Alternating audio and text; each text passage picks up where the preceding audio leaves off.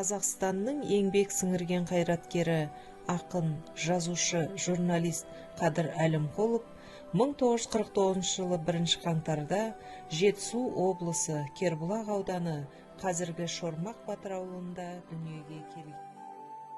Жазушы Қадыр Әлімқұловтың «Әкемнің әлемі» атты кітабына жасалған буктрейлерді назарларыңызға ұсынамын.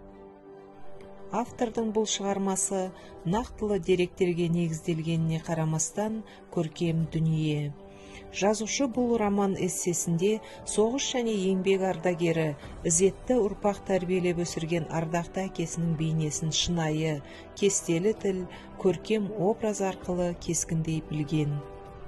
Кітапта артық деталь, басты кейіпкерін асыра мақтау, немесе адамдарды сырттай даттау, тағы да басқа оқырман көңіліне сызат түсірер жайттар жоқ.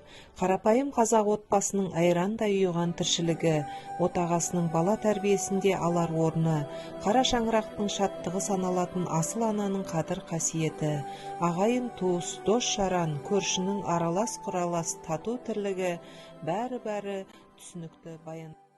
Құрметті оқырмандар, сіздерді жазушы Қадыр Әлімқұловтың «Әкемнің әлемі» атты кітабын оқуға шақырамыз.